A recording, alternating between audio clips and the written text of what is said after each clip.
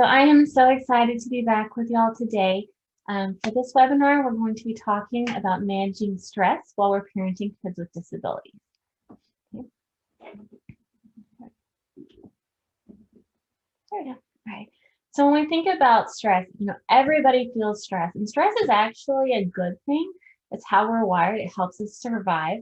But what we're going to do is we're going to talk about what that looks like in our bodies, and some of the different kind of levels of threats that we experience threat to, and especially some of the ways that that shows up for us as parents. And then we're going to talk about a few of the things on just a real practical level that you can do to help manage all of this stress. So one of the first things that we want to do as we start talking about stress is we want to understand that we actually have three parts to our brains. Okay, so you have an alligator brain, a donkey brain, and a human brain. And those aren't actually the technical terms. But this alligator brain that's right back here by your brainstem, you can think about what an alligator does. So alligators swim around, they eat people, and they have sex. And that's just about it. They're not out there making friends. They're not solving problems. They swim around, they eat people, they have sex. It is just about survival. And that's what this right here is. And then we have this bulk of our brain, this donkey brain. And you can think about what a smart animal does. So I have this corgi, her name is Peaches, and she's like my favorite thing on the planet. And Peaches has a chair in my living room that she stole from my children. And if Peach's chair gets bumped so that she can't face the TV, she gives you really, really mean looks until you go and you fix her chair. She's a really spoiled old dog. So Peaches, she can communicate, right? She can tell me something, she can like give me the look. She's like, hey, human, share your popcorn, fix my chair. But we're not having deep emotions. We're not having complicated conversations, obviously. It's really pretty basic. Okay? But this right here, it's called your prefrontal cortex. This is what makes you human. This is where all of our logic is. It's where we understand consequences. It's where we figure stuff out. But our challenge is, and this is where it comes in, it's really important, is that whenever we get really, really stressed, whenever we go into those survival modes, we are wired so that we go all the way backwards in our brain. And this is actually a really healthy, important thing. If you think about what stress has traditionally looked like, you're going through the forest and a bear jumps out from behind a tree and tries to eat you, right? And in that moment, you have these choices, right? You run like hell, you bow up and fight, you drop down and you play dead. And in a relatively short amount of time, either you get away, you survive, or the bear eats you, right? And that's the way our brains are wired, is for that type of stress, where we're going to go all the way back into that alligator brain. We're going to fight. We're going to survive this crisis. And then the crisis is going to end. But we have these different stress responses. Our challenge is that sometimes in life, and especially when we're parenting kids with big struggles, instead of it feeling like this short-term bear attack, it starts to feel like we're living in a bear cave. And we're not very well designed to handle that, right? That's where that stress becomes problematic. Because this is not, if you think about somebody with a typical kiddo, maybe they fall off the swing and they break their arm, and it's a really big, important, scary experience. They go to the doctor, maybe they have to have surgery, huge stress, right? In all sorts of different angles. But there comes a point where the arm heals and the surgery is over and the kiddo goes back to being a typical kiddo. That doesn't necessarily happen like that with our kids, right? You have a crisis, and maybe that crisis gets really, really big, and it stays really big, and it stays that way for a long time. Or maybe you bounce in and out of crises. So we feel like we're doing okay, and then one more thing hits, and we just kind of bounce in and out and in and out. And it feels like it's living in a bear cave. And so then all of a sudden, those systems where you're wired to manage the stress don't work very well, because they're wired to manage short-term stress, these small crises that that have an endpoint and ours don't. And so it's really important that we kind of understand that as we go in there, that when you're struggling and it feels like your whole body is just, fighting this, well, of course it is. That makes perfect sense. This is just how you're wired.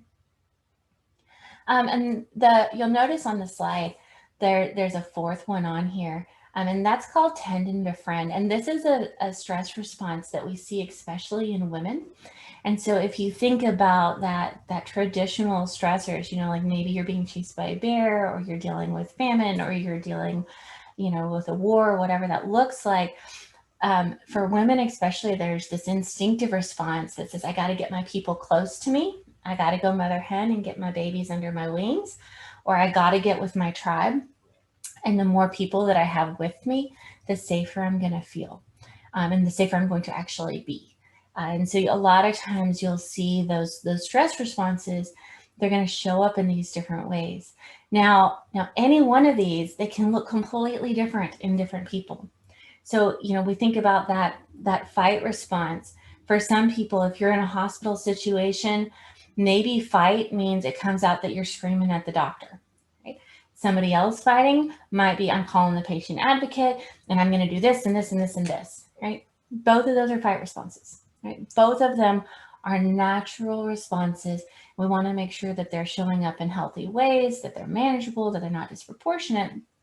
But all of those things make sense, because these are big, scary situations. Okay. But the truth is that stress is actually a healthy thing.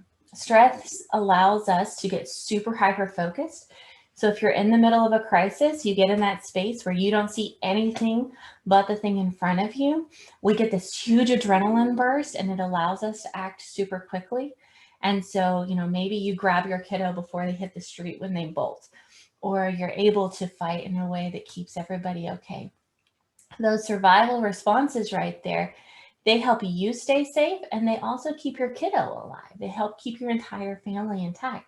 So we don't want to just say, well, I don't want any stress. We don't want to say, well, I just don't want to have those responses, because those responses are really helpful. But the challenge again is that we're just not designed to live in bear caves, right? And so that stress also changes your body. And in the short term, it looks like changes in your heart rate, changes in your breathing. You might notice yourself starting to maybe hyperventilate. And all of that is because your body is getting ready to do one of those survival strategies. So your body is saying, okay, I got to shut down digestion. I got to shut down making friends and thinking big, complicated thoughts. Instead, I'm going to get as much oxygen as I can. I'm going to send all my blood to my big limbs, and then I'm going to be ready to either run or fight or do whatever I need to do, because your body is preparing for a physical threat, right? And that's another space where we've got these responses that don't necessarily work when our threat is a disease or a diagnosis, or it's not something that fighting or running away really works as well with.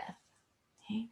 Our challenges are that long term, especially when we stay under those really high levels of stress, we start to see challenges in memory, blood sugar, heart disease, all these different things. There was a study out a while back that looked at parents of kids, moms specifically, who had kids with disabilities, and they were more at risk for Parkinson's disease. They're more at risk for early onset dementia, because it's just so much stress and our bodies aren't wired to have that. And when you think that, oh, this feels like big stress, it really, really is. There's this one study that they looked at moms of kids who had autism, and they had cortisol levels. Cortisol is your stress hormone. They had cortisol levels that were similar to soldiers in combat. So this feeling like, oh my goodness, I'm overwhelmed, this feels so big, that's because it really is this big. That's because the threat really is that giant. This is an overwhelming thing that we don't really know what to do with, that we're trying to manage and keep everybody okay. And it just shows up in our bodies because it's such a big thing. So when we're looking at the stress, right, we kind of have a couple of different types of stress, and we want to look at how each of those show up. So the acute stress, that's that immediate crisis. That's I'm being chased by a bear in the woods. That might mean it's the middle of a meltdown. That might mean we're in the hospital, we're dealing with some kind of crisis. For a lot of people, doctor's appointments, the hard doctor's appointments, where maybe you get a new prognosis, you find out that we're getting a new therapy or we're not getting a new therapy that we needed. It's those very immediate, in the moment kind of threats. Okay, and they put our entire bodies into survival mode. Chronic stress is where we're going with those big things that just make life so much harder, and it's ongoing. For a lot of parents, sleep is one of the biggest ones. If your kiddos, there's this expectation that you bring home your infant, and for the first couple of months, you're not going to get a lot of sleep, but you kind of go into this with this expectation that there comes a day when you get to sleep through the night. And if you have a kiddo who, as part of their struggles, is that they can't sleep through the night, and all of a sudden you're like, it's 8 years in and I haven't had a decent night's sleep in 8 years, that stress of that really weighs on your entire body. It's that long-term ongoing stuff. A lot of times maybe it's the financial pressure of paying for all of the stuff that our kiddos need, or having to change for a lot of parents, it's I have to change my entire job so that I can manage this, or I can't find childcare, or I'm fighting with the school day after day after day after day. It's those ongoing things that our body is still responding to. Our body is in that stress mode, and it just doesn't end like our bodies are wired to expect. And then sometimes we get in this space where we get into what I call fringe stress, which means that maybe we're not really completely worried about what our kiddo is facing. Maybe things feel like we've got a handle on it. Like it's not as easy as what a typical family would be looking at, but we're managing. We're in that acceptance space. We know what we're dealing with, but there's still other things that are happening that make it harder, right? And so it might be we have to go to therapy 3 afternoons a week, or I have to pay for all these extra appointments, or we have to do those things. And we can manage that, but it's still taking so many resources that when other stressors come up, we have less to deal with them, right? And so it's impacting our ability to manage other things in life. And so we want to kind of understand those different types of stress because each of them impacts us in different ways, and they each require different coping strategies. The things that I need to do if I'm in the middle of an acute stress episode are going to look different than the way I'm going to deal with maybe chronic stress. Okay. One of the things that kind of surprises people that are outside of the parenting world sometimes is that sometimes this stress gets to the level where we actually call it parenting trauma. It is really common for parents of kids with disabilities to have experienced trauma. We know that pre-COVID, I expect the numbers to go up, but pre-COVID, about 40% of NICU moms walk out of the hospital with PTSD. We know that a large percentage of parents go through these traumas where maybe you get the diagnosis and it feels like you're just in a snow globe being shaken. The whole world gets turned upside down. There's medical diagnoses, there's medical crises, there's behavioral stuff, but it gets so big that your body completely goes into that alligator brain, completely gets into that survival space. And then it's such a big, scary thing that it's hard to come out of it.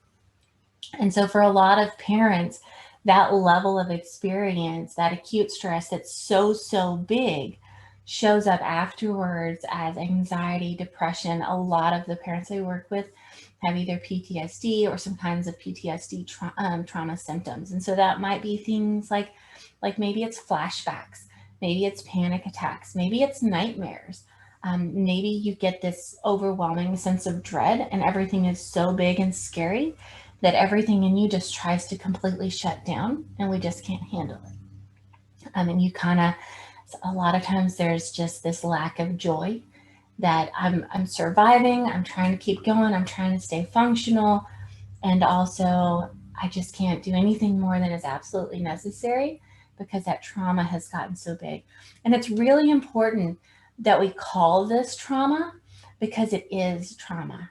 Remember, this is not typical parenting. This is not, you know, oh, we had a one little scary event or things are really hard for a little bit. This is stuff that is big and it is hard. And we need to acknowledge that because when we acknowledge it, then we can get the help we need. Then we can get through it and we don't have to stay experiencing those really hard symptoms. But we need to recognize that this is not just typical parenting stress. This is big and it's hard and it makes sense that you're struggling. And so as we start kind of digging into how that shows up for us, we want to look for each of us at what our triggers are. So triggers is kind of a popular word right now, but in therapy, when we talk about triggers, what we're talking about are events or different kind of stimuli that put you back in this space of the big trauma, right? Or they put you back in this space of major, major stress. Okay, and so sometimes this can be things like anniversaries. It can be things like somebody treating your child in a certain way. Sometimes it can be things like smells. For a lot of parents, things like going to specific hospitals or seeing something that is associated with one of the events can get really, really hard. And we kind of want to look at these triggers and kind of split them into the ones that we expect and the ones that catch us off guard. Because when we do that, then we can start figuring out how we're going to manage them. So when we're looking at how we manage them, we're going to look at what do we avoid, what do we change, what do we cope with. So if I'm looking at expected triggers, for me, one of my triggers that I found out is the anniversary of my daughter's diagnosis. And one thing that happened a couple of times is that I would see something pop up in my Facebook memories, and all of a sudden it would put me back in this really awful space. And so what I started doing is that I'm like, I can't change the fact that that day is always a hard day for me. I can't just avoid that day. I've tried, it doesn't work. So that anniversary is one that I have to cope with. So one of the ways that I cope with it is I put it in my calendar. I see it coming, and when I see it coming, then I can make a plan that says, okay, on this day, here's how I'm going to take care of myself. It's not going to catch me off guard because I know it and I'm coming to it. A lot of times we look at milestones being triggers, things like, and different ones work for different people, but those things that really highlight when our kids are different. For a lot of parents, going Christmas shopping is a big trigger. When you have a older kid and you're shopping in the department that's for younger kiddos, there's this thing that says like, look, this is where my child, developmentally should have been, and this is where we are. And it just really highlights it. And it gets to be really hard for a lot of parents going to different doctor's appointments, that kind of stuff. But we just start really looking, hey, you know what? Here's this thing that for me always brings it up, always puts me in a really hard spot. So what can I do with it? Is it something that I can avoid? Is it something that I need to change? Or is it something that I can just cope with, right? And if I do, then I'm going to make a plan for here's how I'm going to cope with. If we have things like going to the hospital, well, those are things that we have to cope with. We can't just not go to the hospital when our kids need it. We can do things like we can change how we go to the hospital. We can change the things that we bring with us. We can find ways to manage it, but we can't just avoid that one. But then there's other things that maybe we can just avoid, right? If there's a certain place that, really makes things hard for you, it might be okay to say, hey, you know what, we don't go there anymore. That's okay. We're just figuring out how to manage this, how to carry it. We also know that a lot of times triggers come in unexpected and they catch you off guard. And a lot of times these ones are the really hard ones to deal with because they just are so surprising and you weren't expecting them. For me one time, I'm really bad at like those parents who take a picture of their kids in a monthly onesie every month. Like that's not even an option for me. Like the idea of remembering that every month wouldn't happen. I'm not good at those kind of things. But every single year so far, knock on wood, I've managed to do a first day of school picture. And I always do a little sign and I love it or whatever. But a couple years ago, I was on Pinterest and I'm looking at ideas for their first day of school picture. And there's this picture of this kiddo who has this like little bitty one who has a giant shirt on, and it says the year they're supposed to graduate, right? 99 million people have looked at that picture and just scrolled on, and it's not been a thing. And I looked at that picture and I had this immediate thought that said, oh my God, what if she dies before she gets to that age, or she doesn't get to graduate? And what do I do with this shirt, right? Which is not a rational thought, but that's kind of what happened. And there was this trigger that brought up that big fear. And all of a sudden I go tumbling backwards, right? Over something that really didn't seem like it was going to be something big or scary or triggering at all. And so when those ones happen, that's one of the spaces where we want to kind of have this arsenal of here's the things that I can do when my body starts having a big reaction. I'm going to do some deep breathing. I'm going to call this person. Here's my steps that I can manage when I get triggered. I'm going to recognize my brain just went into my alligator brain. Things got really scary. I'm going to survive this. We're going to manage. Obviously, we're not doing that shirt, but we're going to manage and we're going to be okay. So, so as we're coping with that stress, as we're coping with those triggers, one of the things we want to look at is how we differentiate pain that has to be carried from what can be changed. So this is a spot that a lot of parents get stuck in. We probably can't change a diagnosis, right? If we've got, especially when we're talking genetic diagnoses, like we have to carry that. That is something that we're going to walk with for forever. There might be other things that we can change. We can change doctors, we can change treatment plans, we can change certain types of the prognosis, but we're going to look at what are the things that I'm going to have to carry, and what are the things that maybe I can change, or maybe that I can influence at least some. Okay? And as we're doing that, we're going to look at, I'm going to take the energy that I'm putting towards change on the things that actually can be changed. And that's going to help the stress, because I'm not going to be banging up against a wall. I'm not going to be doing all of this stuff and then feeling like a total failure because I was investing so much in something that can't be changed in the first place. We want to use our coping skills that we're going to talk about. But as we do, we want to understand that coping skills are only there to let our soul catch a breath, right? Coping skills frustrate a lot of people because they don't fix anything. And that's absolutely true. They don't fix anything. And we want to recognize that going into them. We're not going to expect them to fix anything. When I think about coping skills, I think about, if you are in the middle of the ocean treading water, coping skills are what lets you get your head above the waves long enough that you can catch a breath and keep swimming. That's all they are. They're helping our bodies sustain this so we can stay on the journey. And when we recognize that, they're very, very important, but that is their role, and that's what they're going to do. We also want to make sure we're picking strategies that match who you are and where you are, the kind of stress that you're dealing with. We're going to talk in another webinar about the stages of grief that we go through. So we're going to look for strategies that really, really match those spaces and fit for you, even if other people think they're weird. If you are going to go out and do axe throwing, that's fantastic. If that's your coping skill, I would not do that. I would probably hurt somebody. But you know what? Other people do like all sorts of different things, and we're going to find the thing that really works for you. One of the best coping skills that's so basic but is so important is doing some breathing. So we have these two beautiful complementary systems that in our bodies, where as we breathe in, we activate that fight, flight, freeze response. And it tells our bodies that we're getting ready to run, we're getting ready to do something.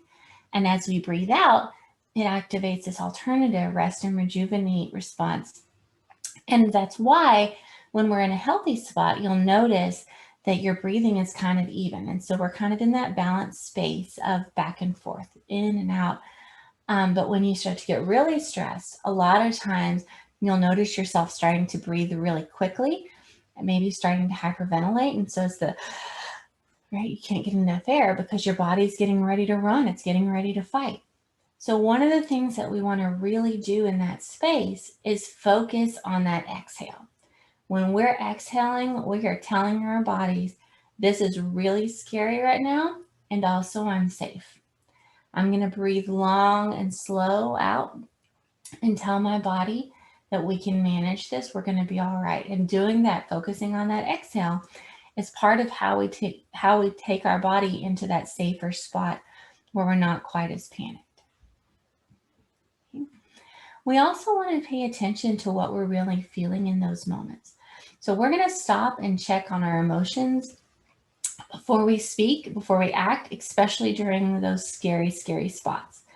Otherwise, we tend to make things worse because we speak really quickly or we act in really big ways out of that stress. And when we kind of calm down later, we're like, ooh, I wish I would have done that. So we want to stop and just notice, hey, you know what? Here's what I'm feeling. Here's what's happening in my body. One of the things we know is that just the act of naming the emotion that we're feeling helps us to better manage it. So then part of our brain where we feel the emotion is different from the part of our brain where we identify and name it. And that's different from the part of our brain that we use when we speak it out loud. So as we say, right now I'm feeling really, really mad, or oh my God, I'm so sad, or whatever that looks like, that act right there brings more of our brains online and we're better able to manage it. Okay. Sometimes one of the things that we need to do is schedule some time where we're going to let ourselves feel the emotion. And so we might be in a space, if you're going into an IEP meeting, you might go in there knowing if I sit down and I start crying, I'm not going to get everything I need for my kiddo. So I'm going to give myself permission ahead of time to go have a meltdown in the car afterwards. And every time those emotions start to well up, we're going to say, well, we're going to hold off on that. It's going right here. We're not going to just shut them down and never give them a space, but we might need to schedule the space so that we can have our clear head when we need it. And then we're going to look at who do I have in my world that's earned the right to hear these emotions that I can share them with, right? And we're just going to start looking at ways that we share those. And as we do that, we're going to start speaking our truth. So a lot of times, one of the most important things we can do is add an and. And so it might be, I feel really sad right now, and I've got people on my side. I feel really hopeless, and I've made it through hard days before. I'm going to do things that acknowledge the real hardcore, ugly truth about what's going on. And I'm going to look at like, what are the resources I really do have? How can I encourage myself? But it's going to be complete truth. We're going to avoid those spaces of, oh, everything's just going to be okay. It's not that big a deal, because it's not real. It's not truth. We're going to speak hard, cold truth and say it out loud whenever we can. When you're in the space where that stress gets really big, and especially if you're in a space where it turns into anxiety or even panic attacks, one of the helpful things we can do is called grounding. So anxiety in particular either takes us backwards into something hard that's already happened, or it takes us forward into the things that are going to happen. Here's all the ways this is going to go really bad. And we start to get really panicky about that, because both of those are spaces where we don't have a lot of control. And so again, this is a coping skill. This is not going to fix the challenge. But one of the things we want to do right there is we're going to do grounding, which means I'm going to come back into this space, into this particular moment. So one of the ways we do that is we start looking around at all of the stimuli that I can see and name, right? And so if I'm in my office right now, I might say, I can hear the air conditioner and I think my neighbor's working on something outside and I can smell my oils and I can feel the breeze from the air and I can feel the scratchiness of my chair. And I'm just going to out loud start listing off, here's everything that I'm sensing with my body.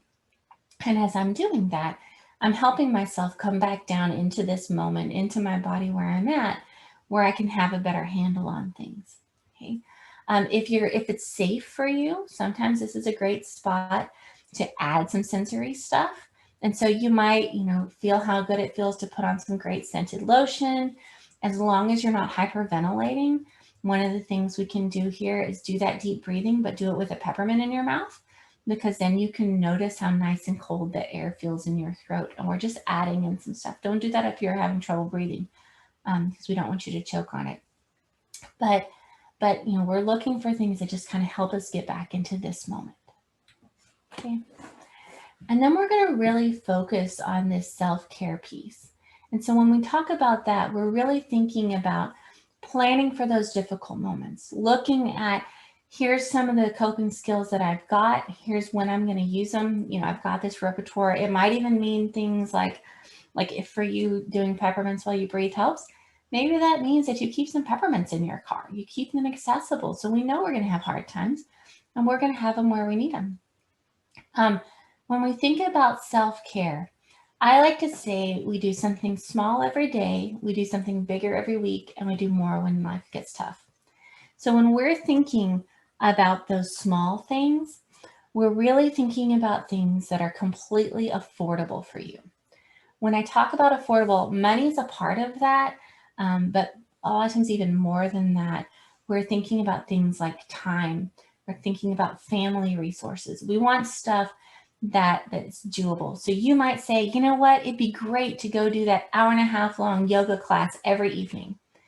And realistically, that might not be something that's doable in your family, because maybe you can't be gone for 1.5 hours every evening. So that might be a great weekly thing if your family can tolerate it at that level. But we might think, so, maybe I can do some yoga by myself in the living room in the mornings. Right? But we're looking for those things that are so completely doable that they're not going to cost so much that we end up not doing them. And they're just going to let our souls catch a breath. Right? We're just getting through the day. We're just giving ourselves the rejuvenation we need to be able to stay on this journey. Okay. Now, when we talk about self-care, sometimes people confuse self-care from this thing we call numbing. And so self-care, those are the things that they end up helping me feel more connected. They help me feel better when it's over.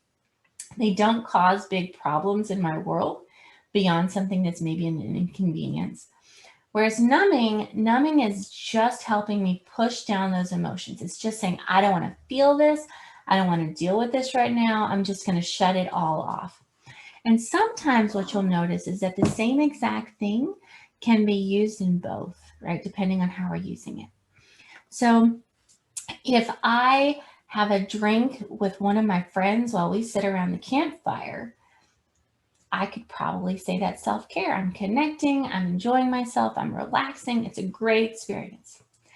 If I take a bottle of tequila and go hide in a closet by myself, that's probably numbing, right? I'm by myself, I'm not engaged, I'm not actually relaxing. I'm just trying to do something that shuts everything down, right?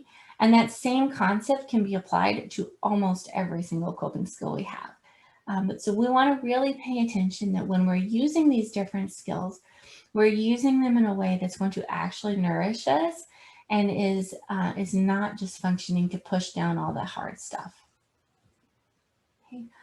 But the most important thing that I really want you to come away from this with is that those responses that you're having, they make perfect sense.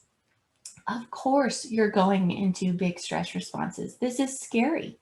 Of course, you're stressed and you're struggling to carry things. This is a lot to carry. So we're going to figure out, what do we do to nourish ourselves, to get support, to make it through. But we don't have to beat ourselves up for feeling stressed here, because it's stressful, right? That's just part of what this life is. And we're going to do the things that help us survive and help us take care of ourselves while we go through this journey. And so I hope that you find that really helpful. We're going to be coming back with another webinar on grief and the way that parents of kids with disabilities walk through that. And I hope you'll join us for it.